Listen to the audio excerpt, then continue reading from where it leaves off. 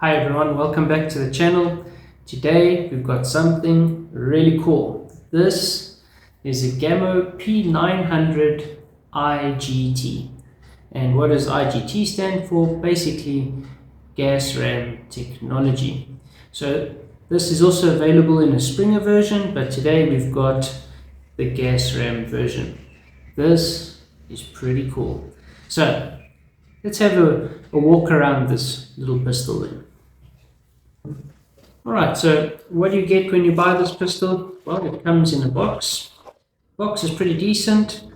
You open it up, you've got the pistol itself, and you've got a manual, and then just a small little control or quality assurance paper from Gamo itself. The Gamo, the manual itself is pretty good. Not too bad, but not something that we read very often. So the packaging is not bad, but it could definitely have maybe a foam insert or something in there. Then you could keep it in the box, but as is, it does not have that, so it is what it is. So if we look at the pistol itself, this is a spring or gas ram piston. So you need to break it, cock the rifle or the pistol, and then load your pellet. It comes with open sights standard, and the overall dimensions of this pistol is length 318 millimeters, or 31, almost 32 centimeters long. This one is a 177. It's also available in a .22 caliber. It's going to be putting out around about 300 feet per second with normal pellets. It does have, as I mentioned, a gas ram. It is a full synthetic stock, so everything on here is synthetic. The only part that is steel is the barrel and the actual gas ram itself. The trigger is also plastic. It does have the push-through style safety, and when it has the red indicator for when you can fire, and basically just black for when it's on safe. So when we look at this, I just wanted to talk a little bit about the trigger. So the trigger on this is very, very nice. I would, if I had to compare it, it's definitely better than the CP400. I would say not quite as good as the CP1, purely because the CP1 can be adjusted, but not far off. It's actually a pretty light trigger, so for target work, definitely this trigger can do the trick. The ergonomics of it is pretty nice. It's nice to hold. It is lightweight at only 700 grams, so very, very nice and lightweight, and pretty compact. 31 centimeters, that's the length of a ruler, so definitely not very long, and nice to hold. It does come with open sights. The back is adjustable for windage, but not for height, and that did cause me a bit of a problem, but definitely not something that cannot be overcome. It has got a nice red fiber optic sight in front, and that works pretty well as well. It does have a small little rail on the top. This is 11mm, so you will be able to mount a red dot if you wanted, but it does have a fair kick. So if you mount a red dot on here, there's a good chance that it's not going to last very long. So just mount it at your own peril. So yeah, that's what it is. Let's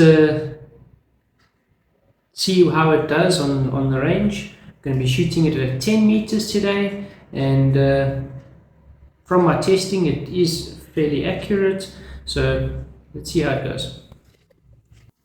So before we have a look at the accuracy, I just wanted to take this time just to say thanks again to Security and More. They have sent me this pistol to review, and definitely I really appreciate them sending me stuff to review, and I'm sure you as the subscriber also appreciate seeing new pistols, new rifles that's on its way. So definitely thank you to Security and More. If you get the opportunity, if you live here in South Africa, please reach out to them, support them, It's guys like Mike at Security and More that makes it possible for us small YouTubers to be able to do these videos. So let's see how she does on the range.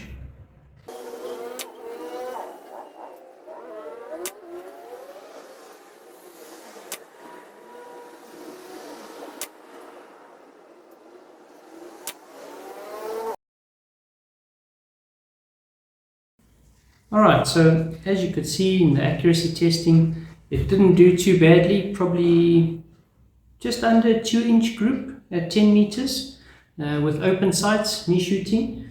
So one thing I just wanted to make you aware of, so this rear sight over here was a little bit too low, so I had to make a plan with that. It's not to say that will be the case with all pistols like this. So just something you need to keep in mind, that it isn't elevation adjustable. Sometimes you will get one that you need to make a plan with to be able to get it to shoot at the exact right height. Another thing to consider when using this for target work, it is a Springer, basically a Springer, gas ram, same thing. So what that means is this will be quite hold sensitive. So you need to keep that in mind when you're doing target work. It is quite hold sensitive, so it's going to take a bit more practice than say a PCP pistol or a CO2 pistol to be able to shoot accurately. The cocking effort on it is fairly tough. I wouldn't say it's not manageable, but probably for someone that's say age 12 and under in general, they would probably struggle to cock this little pistol. But for a grown man, not too bad.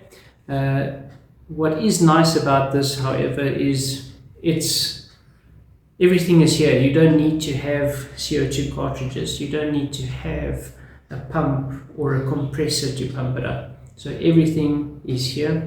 If you wanted something that you could just chuck in your backpack and off you go, this would definitely be an option, and a good option at that. It is completely self-reliant, does not need anything else to shoot with. So in terms of cost, with this you're looking at, it's a very similar price to like the Artemis CP1, the Artemis CP400 that I've reviewed recently. This is a very, very similar, or it's in the same price range. So where do I see this fitting in? What would I say would be a good reason to buy a pistol like this? So for me personally, I think if I was going to do serious target work, you could perhaps use this, but like I said, it would take a lot of practice. For plinking, yes, definitely this could be a great plinker, and it has everything that it needs built into it. So definitely for plinking, this will be great. Another nice use for this would be to teach young ones how to shoot a Springer or how to shoot a pistol, how to get the hold consistent. That would also be a nice use for this. But for me personally, if I was going to buy this, it would be something that you chuck in a backpack, or if you go into the field and you've got something that you can shoot with the whole day without any issues, and it's going to bring you tons of fun. So that's the Gamo P900. This is the IGT version. There is a plain spring version, which is more or less in the same price range. And yeah, if spring pistols is your thing, this might just be the one that you want to go and pick up. Till next time guys, happy shooting, see you around.